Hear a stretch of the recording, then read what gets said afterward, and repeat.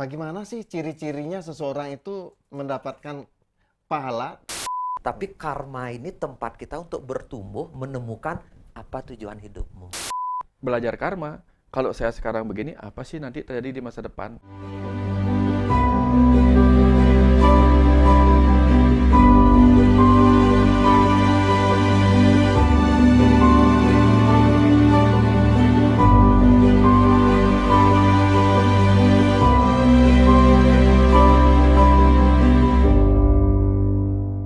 Salam Rahayu, Pak Putu, Rahayu. Pak Dokter. Rahayu, Pak Dokter. Sehat, Mas Surya. tapi iki gak terasa sehat, Pak Putu. Ampura niki Pak Putu tidak mengurangi rasa hormat, niki baju patuh niki. Ngempuk celengan. Ini nak waras.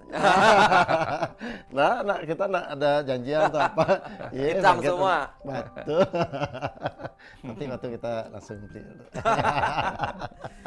Aduh. Tapi tema nih ngorta nak lain tapi Hidup. gini yang mau tanya nih. Jadi kita kan baru datang dari Sentul nih Pak tuh. Ya. Sentul apa nih? Sentul kan buah Sentul. Nak ngerujak tempat Sentul.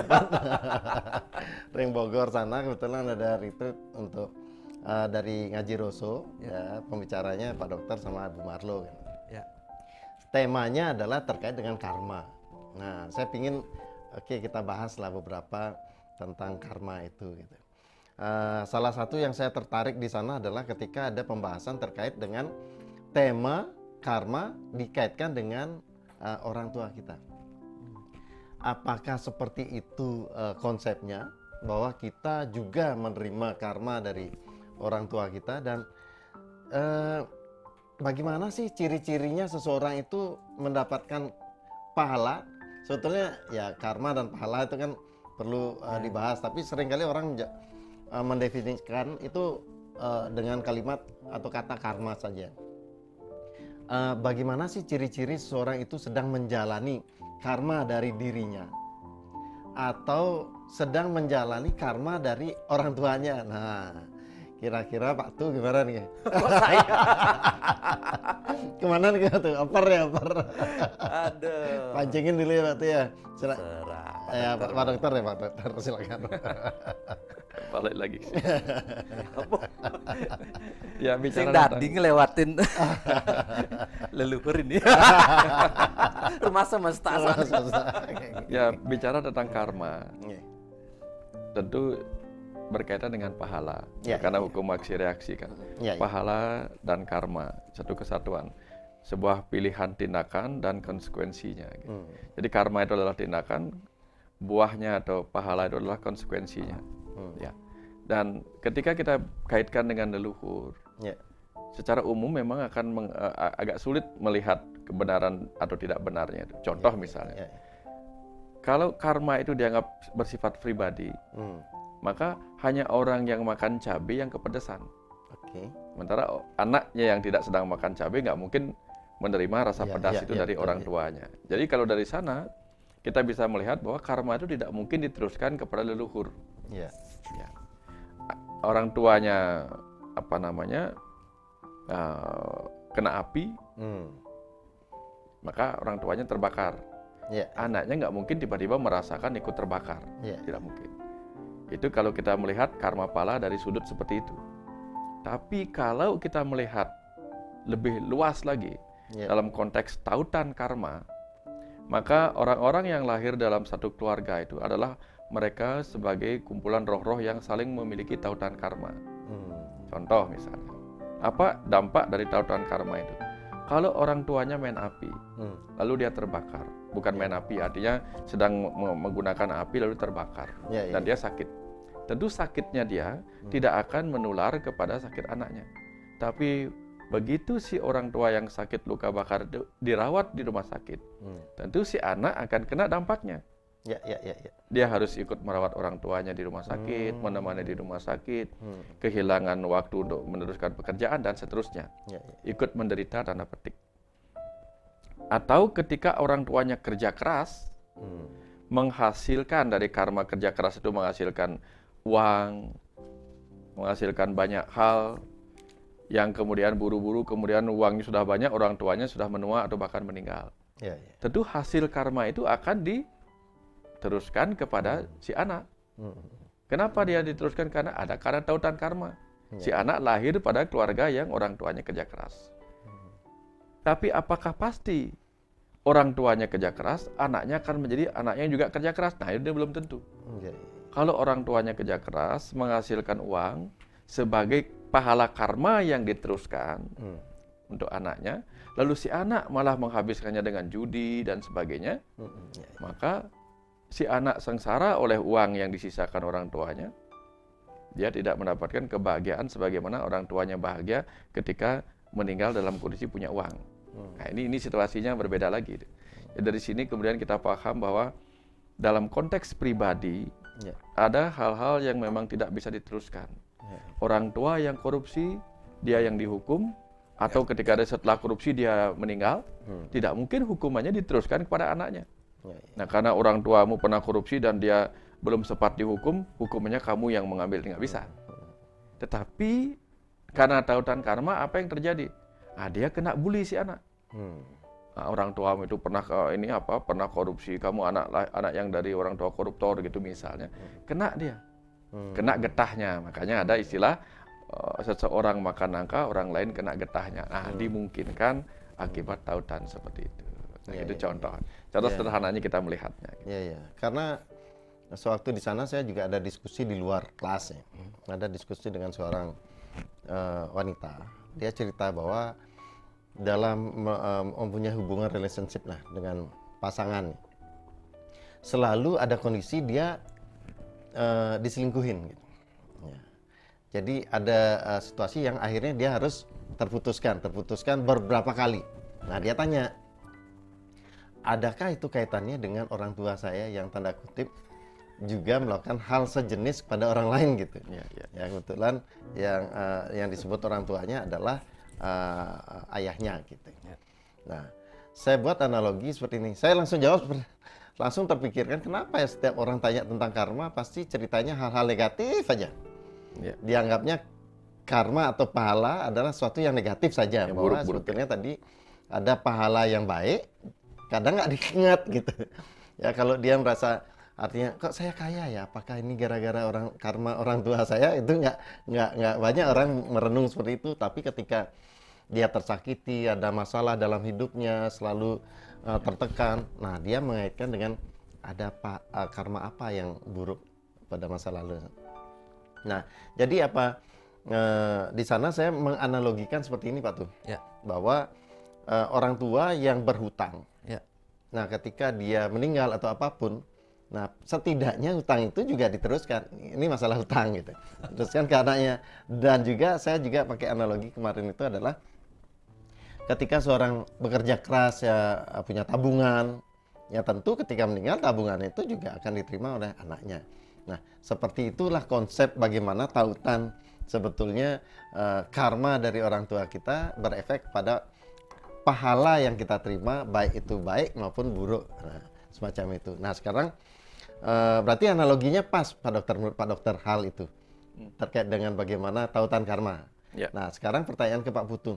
Nah, kira-kira nih ya, Pak Putu, karena saya tertarik dengan Pak Putu ya, senang merenung, memahami, mencari pembelajaran, mencari makna. Nah, Pak Putu sekarang ini menjadi seperti ini, pengusaha sukses, banyak duit. Itu kira-kira ada kaitannya dengan karma orang tua masa lalu atau gimana menurut Pak Putu dulu? Pasti pernah direnungkan itu. Kira-kira itu, gimana? Pak. Pasti. Nah, gimana? Karma itu menurut pandangan saya, Ya, saya nggak ada mungkin di teks manapun, tapi pandangan pribadi. ya, ya, Karma itu ada yang bersifat pribadi. ya. Hukum karma pala itu berlaku pribadi. Yang nomor 2 berlaku kolektif. Oke. Jadinya karma itu diterima secara pribadi karena tingkah laku kita, dan lagi satu bersifat kolektif. Oke. Kolektif Nah, dalam kolektif artian, itu yang paling dekat itu adalah keluarga. Kolektif berarti lebih dari satu orang saling mempengaruhi dia satu dengan yang lain ini. Ya, ya. Karmanya. Ya. Paling dekat itu adalah keluarga, orang tua, lebih besar lagi lingkungan sekitar kita, lebih besar lagi wilayah, negara gitu. Itu karma kolektif. Dan paling besar itu ya umat manusia sendiri gitu. Coba aja satu manusia ngebom bumi ini hancur, kita mati semua. Itu karma kolektif namanya. Ya. Kalau karma negara, pemerintah kita naikin PPN 11 jadi 12%, ya semua merasakan.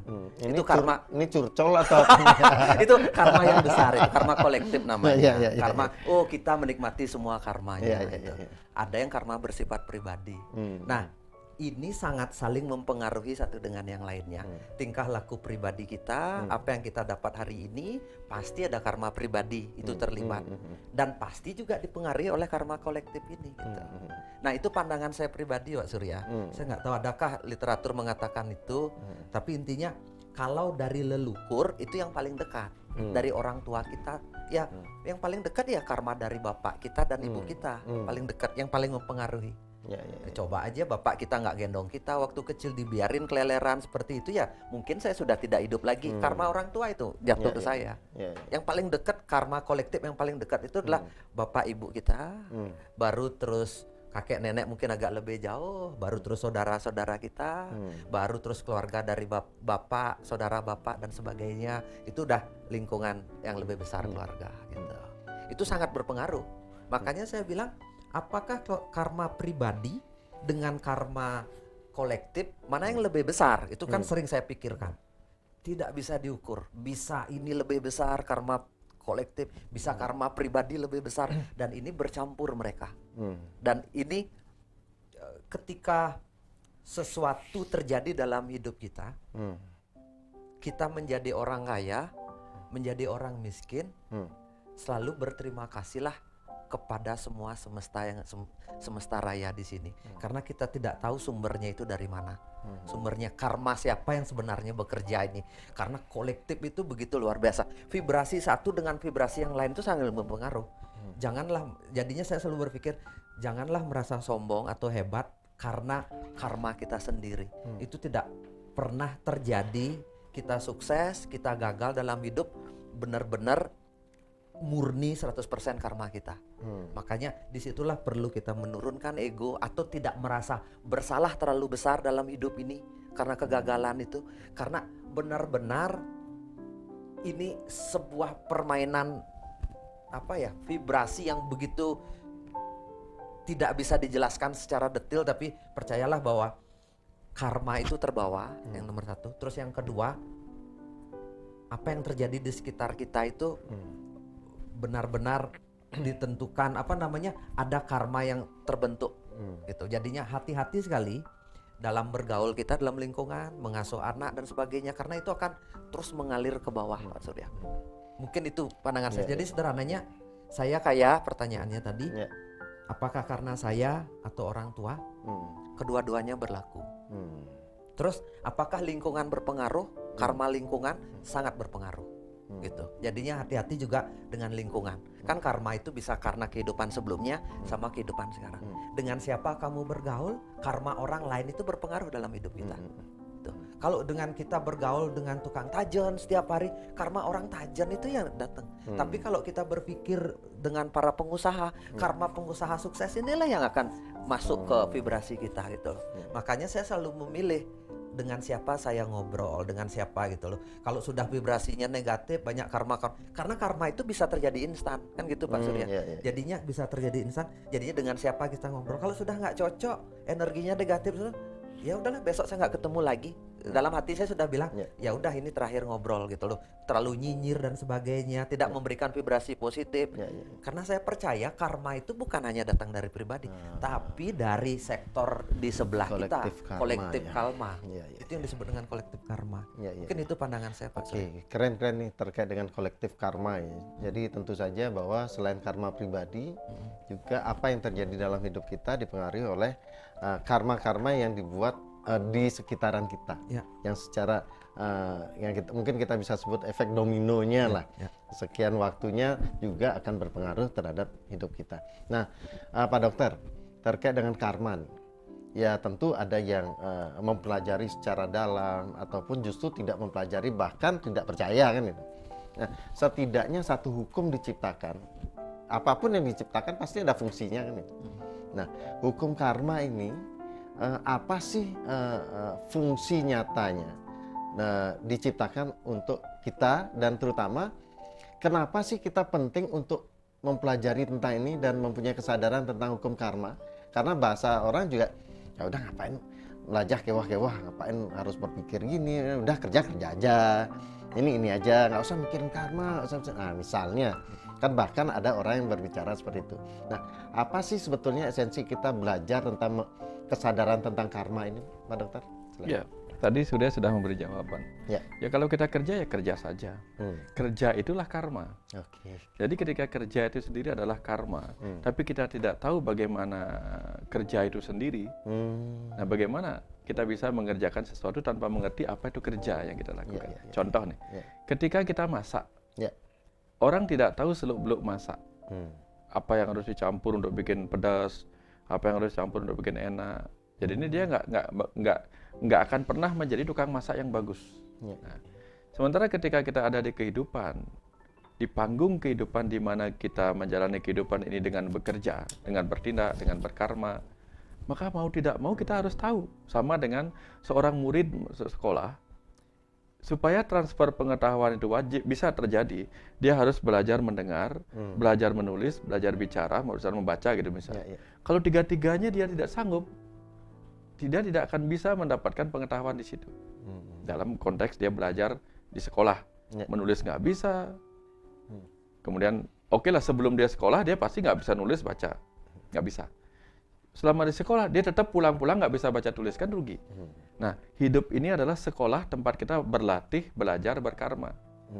Supaya mengerti tentang karma-karma.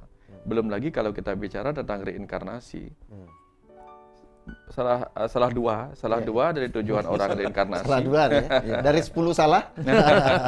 Salah dua dari tujuan orang reinkarnasi adalah yang satu menebus utang pelajaran karma. Oke, menebus utang pelajaran karma, sehingga tahu apa tindakan dan konsekuensinya. Yang kedua, menebus utang rasa karma. Sehingga ketika kita mengalami sebuah rasa, kita belajar mengerti apa sih kok saya merasakan sebuah konsekuensi rasa, apa sih karma saya dahulu. Oke. Gimana nah, contoh realnya pada contoh real misalnya. Sekarang ini yang umum sering dikatakan ya. Kalau tidak mau disakiti, jangan menyakiti. Oke. Nah, kenapa? Karena ini loh rasanya, ini loh akibatnya kalau kamu menyakiti orang. Contohnya, kalau main api terbakar. Nah, main apinya karma, terbakarnya konsekuensi. Tapi kalau utang rasa karma, kok saya terbakar ya? Rasanya diketahui lebih dulu. Dicari, oh ternyata ini memang karma saya dulu, perbuatan saya dulu. Nah, contoh, kok saya sekarang tetap miskin ya? Oh ternyata karma saya dulu. Seperti ini. Sama dengan pertanyaan si wanita tadi. Kok saya terus-menerus ketemu orang yang pasangan yang suka selingkuh? Jangan-jangan ini ada kaitannya dengan orang tua saya dulu suka selingkuh atau playboy. Nah, dari pengalaman ini dia melihat apa sih yang terjadi di masa lalu. Kalau belajar karma, kalau saya sekarang begini, apa sih nanti terjadi di masa depan? Kebayang saja ya? Kalau sekarang saya tidak belajar, konsekuensinya apa nanti? Ini pelajaran karma. Kalau kok saya sekarang sakit, apa sih yang terjadi di masa lalu? Ini utang pelajaran rasa. Jadi ketika sekarang kita disakiti, agar tertebus utang pelajaran rasa itu kita melihat, merenung. Jangan-jangan dulu saya pernah begini di masa lalu. Sehingga kalau sudah paham itu, ya sudahlah. Akhirnya dia bisa menerima rasa saat ini, memaafkan masa lalunya. Ini disebut dengan menebus utang rasa karma tadi. Oke, menebus hutang rasa karma dengan memaafkan masa lalu. Masa lalu. Karena kita cari kaitannya masa lalunya. Kok sekarang aku kepedesan ya? Oh, sama dengan kita. Kok aku diare ya? Kita cek kemarin. Oh, ternyata kemarin itu aku makan makanan yang kotor gitu misalnya. Nah, kalau hari ini berhadapan dengan makanan kotor lagi, aku tidak akan makan ini karena nanti bisa diare. Nah, ini disebut pelajaran karma. Belajar pada tindakannya. Yang tadi belajar pada hasilnya gitu. Kebayang ya? Oke, kebayang. Berarti kurang lebihnya seperti ini. Koreksi saya kalau seandainya perlu dikoreksi. Jadi terkait dengan wanita tadi, Pak Putu, Pak Dokter, ya. Karena kita harus ada contoh realnya lah, contoh realnya gitu ya. Gampang diingat. Ya, yang gampang diingat gitu ya.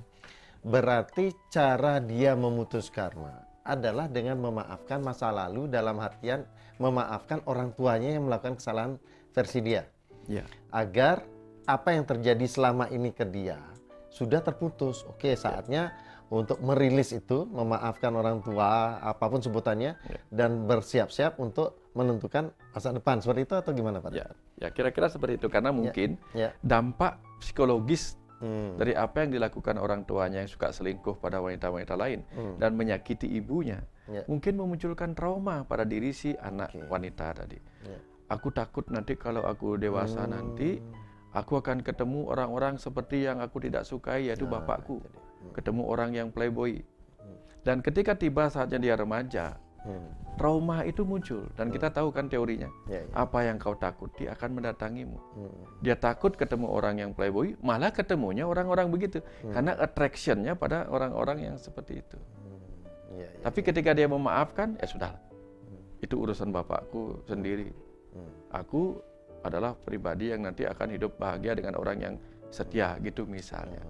Maka yang sering sekali mencegah anak yang orang tuanya bercerai, mencegah dia memikirkan hal itu terlalu panjang. Karena takutnya nanti kalau si anak stres, si anak tidak bahagia melihat orang tuanya cerai, dia kepikiran dan akhirnya ujung-ujung dia ketemu juga hal yang sama. Makanya sering kita temui orang tua cerai, anaknya cerai lagi dan seterusnya. Polanya sama, berulang gitu. Berulang dan tidak melakukan putus karma tadi. Nah, Pak Putu memutus.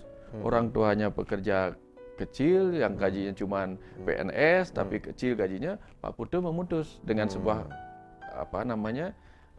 menguji diri sendiri, menantang diri sendiri. Aku tidak mau seperti orang tuaku. Kerjanya lama, gajinya kecil. Diputus sama Pak Putu. Pak Putu senyum-senyum dari tadi apa nih Pak Putu? Ayo, gimana nih? Kalau Pak Putu udah senyum-senyum nih, idenya ter gitu. Lagi ngalir. Gimana Pak? Ya, tentang ngomongin karma ini sesuatu yang menarik. Karena banyak sekali orang bilang karma negatif, karma positif. Jarang ngomong orang karma positif itu. Menurut saya karma itu bersifat netral, karena itu adalah pelajaran. Karma itu bersifat netral karena adalah itu sebuah proses pelajaran hidup. Terus kalau kita melakukan salah dulu, kita perbaiki. Kalau kita melakukan baik, kita perbaiki juga, gitu loh. Kalau kita tergantung sama hasil, gitu loh. Banyak hal. Orang kaya ada pelajarannya, orang miskin ada pelajarannya. Gagal dalam hidup kita dapat sesuatu, kita sukses dalam hidup pun kita dapat sesuatu, bisa aja menjadi buruk hasilnya. Gitu. Saya seperti ngomongin karma itu seperti kita gimana ya? Kita terpenjara di dalam, kalau kita inginnya dipenjara di dalam sangkar besi atau sangkar emas, itu sama-sama terpenjara, Pak Surya. Kebayang maksudnya nggak? Ya, jadinya karma positif, karma negatif itu adalah sebuah pelajaran. Selalu lewati setiap titik itu. Lewati. Dan kita tidak akan pernah lepas dari hukum sebab akibat ini. Karena apapun tindakan kita detik ini akan berdampak di detik berikutnya atau di kehidupan berikutnya. Berarti kan tidak mungkin manusia itu melakukan 100% karma baik. Dan tidak mungkin juga orang 100% melakukan karma buruk. Tapi bertumbuhlah di dalam proses karma-karma ini sehingga kita menemukan purpose of life kita, menemukan tujuan hidup kita untuk apa di sini.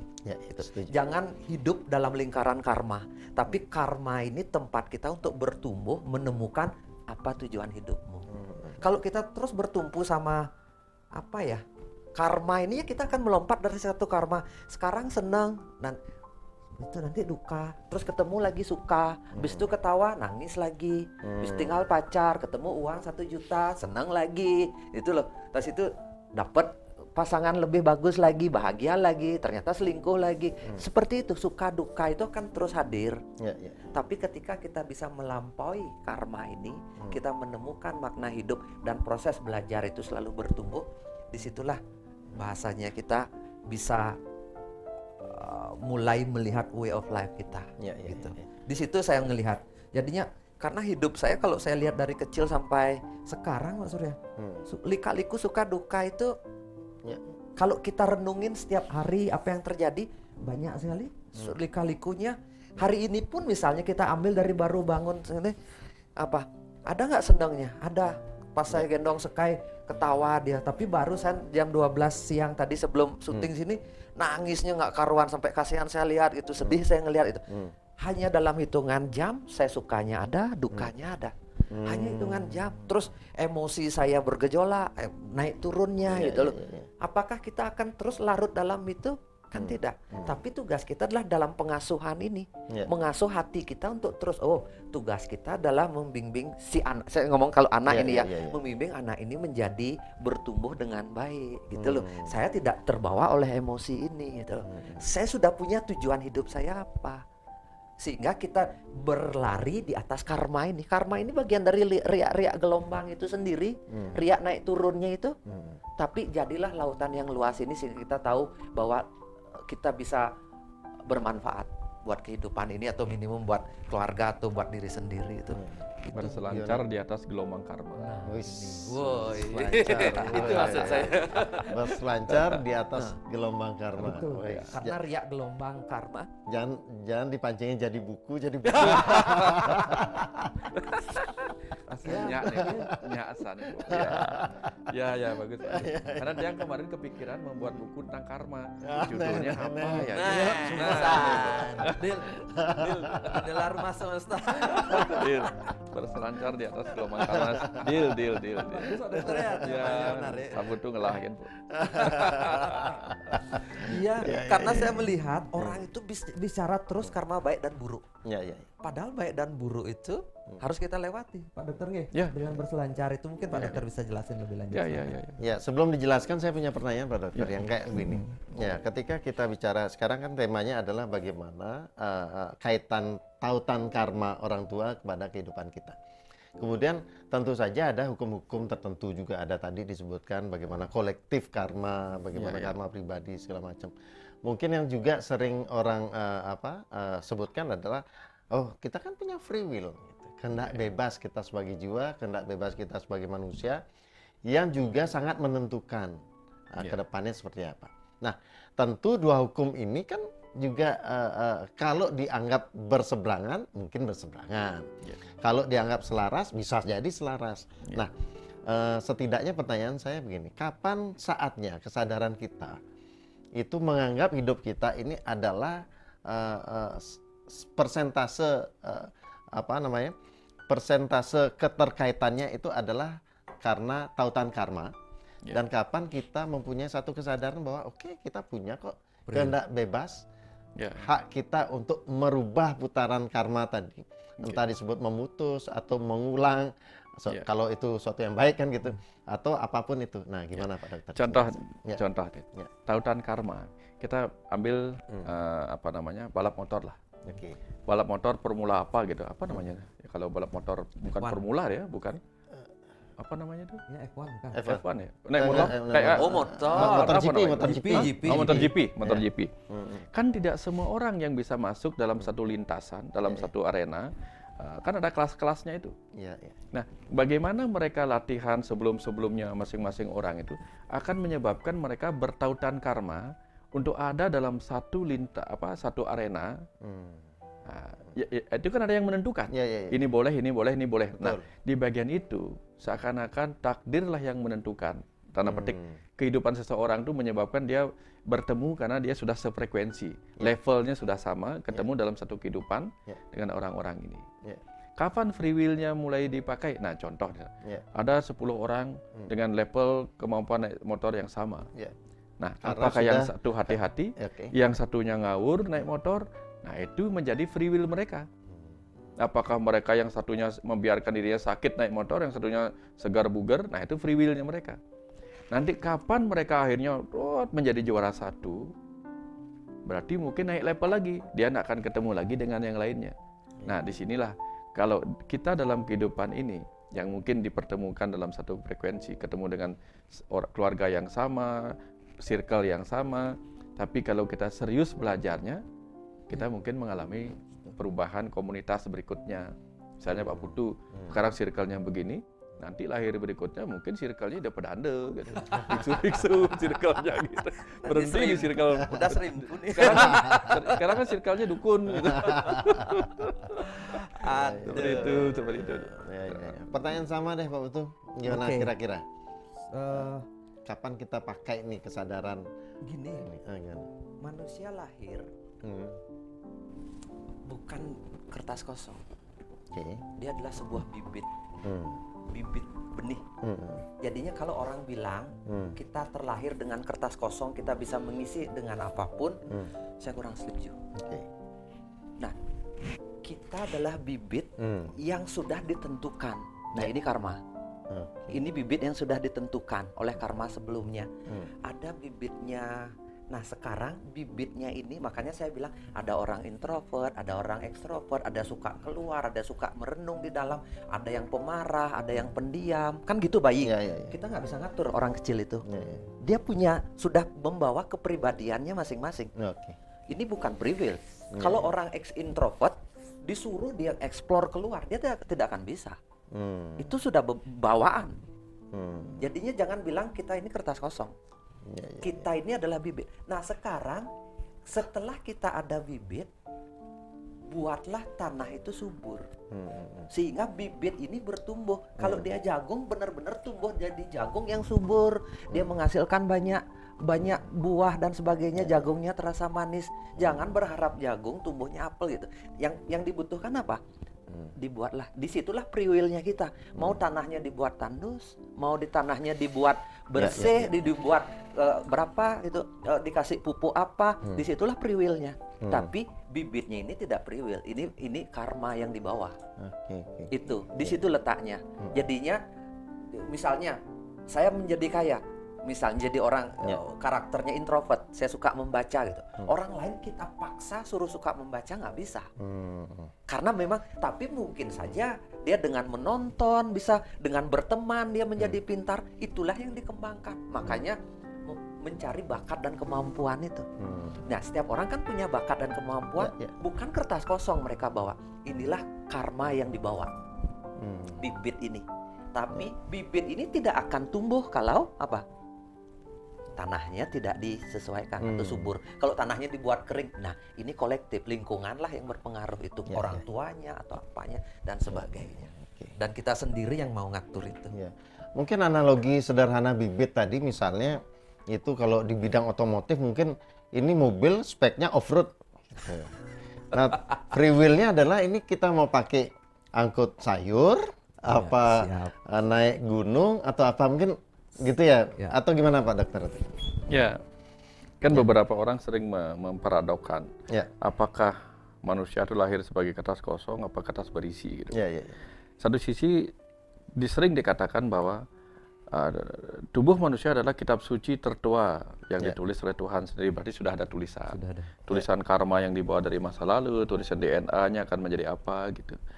Tetapi dia tentu memiliki free will untuk seperti Pak Putu bilang tadi, mau menanam apa. Nah, jadi kalau kita logikakan dengan buku tadi, seakan-akan kita ini masing-masing adalah orang yang buku judulnya sudah jelas, sudah jelas, tema buku ini apa, pengantar sudah jelas, jadi ringkasan buku sudah jelas, di tengah-tengahnya dikasih ruang kosong untuk kita melakukan improvisasi terhadap pengantar itu. Jangan sampai judulnya adalah tentang karma, isi di dalamnya hal lain gitu. Itu kan yang sering terjadi. Ini kayaknya nyindir buku saya yang nggak judulnya sudah jelas isinya, tapi saya perangkat Lebihan mikir. siap. Tapi itu yang saya bilang tadi, bibit nih memang Pak Dokter bibitnya penulis. Pak Surya itu bibitnya di bidang lain, mungkin langsung jadi terapis. Makanya berat Pak Surya untuk menulis. Tapi kalau disuruh menterapi orang dengan sesi hipnoterapi, Pak Dokter suruh mungkin lama dia belajar. Mungkin 5 tahun, Pak Surya belajar setahun. Disitulah saya bilang setiap orang punya bibit tertentu. Tapi sekarang diasah atau tidak? Bisa saja kalau Pak Surya tidak diasah dulu, tidak ikut pelatihan, maksudnya sampai ngambil tingkat sampai master, ya bibit itu tidak terbentuk. Sama seperti saya punya bibit herbalis gitu. Tapi kalau saya tidak mendalami ya mungkin tidak jadi apa-apa gitu. Setiap orang punya potensi. Tapi kita kembangkan atau tidak. Jadinya jangan pernah merasa Pak Surya lebih rendah menulis dengan Pak Dokter. Pak Dokter memang lebih pintar menulis, tapi Pak Surya punya kelebihan yang lain. Disitulah yang dipupuknya. Ngajahin ya nih. Ya, kalau saya sih, Masuk akal. Bener nggak? ya, Iya, kalau tiap saya orang punya begini waktu potensi. akhirnya dari omongan Pak Putu juga saya menautkan karma juga. Ya. Belajar bisnis Pak Putu. Belajar nulis dan beritahu. Makanya di Pak sini dokter. kan main body and soul-nya kalau bisa kan kolektif. Kita bertumbuh bersama. Pak dokter akhirnya mulai sedikit memahami dunia bisnis walaupun ya kita ngobrol Pak Surya saya belajar tentang pikiran, tapi saya bertumbuh di bidang spiritual di sini gitu loh. Akhirnya semua dibutuhkan. Menurut Tiang sih, disitulah kita membangun Karma karma kolektif, karma karma kolektif. kolektif itu. Bener nggak Pak Surya? Iya, gitu. Betul. Iya. Ya. Ya, ya. Oke, sekarang kaitannya dengan teman-teman yang lagi antusias sekali belajar tentang karma itu apa, terutama mungkin ketika kemarin kita bicara penonton kita di The Mitos juga tidak hanya orang yang terlahir dengan hukum karma, tanda kutip sudah familiar, orang Hindu, tapi juga di luar itu juga sangat-sangat tertarik bahwa hukum tabur tuai itu sebetulnya ada di semua agama kan gitu. Nah sekarang mungkin pesan dari Pak Dokter, Pak Putu terkait kita semua yang sedang ya asik-asiknya mengulik tentang karma itu apa sih, apa tautannya dengan masa lalu, bla bla bla. Nah pesannya apa nih? Gitu. Kalau Tiang pesan sederhana. Ya. Tunggu hadirnya buku berselancar di atas gelombang karma. Pesan saya juga sama. Persis. Oh gitu. Ya, Kalau saya tunggu bukunya Pak Dokter. Karena saya berpikir hidup ini kita Iya. harus melewati semua gelombang Iya. karma, Iya. baik dan buruk. Karena terlalu kita, wih semoga saya dapat karma baik. Gitu. Ya, ya. Orang selalu berpikir saya mendekatkan diri dengan karma baik, menghindari karma buruk. Padahal karma baik buruk itu hadir setiap saat dalam hidup kita. Makanya butuh pandangan baru. Saya berharap sih. Ini serius Pak Dokter jadi buku nih. Jadi Jadinya kita tunggu. yang lagi gini nih. Maru renda pancingin ya. Ya, karena saya berpikir Ya, ya. orang butuh itu Pak Dokter. Ya, Karena semua orang, kebanyakan orang ingin sesuatu yang baik, menghindari yang buruk.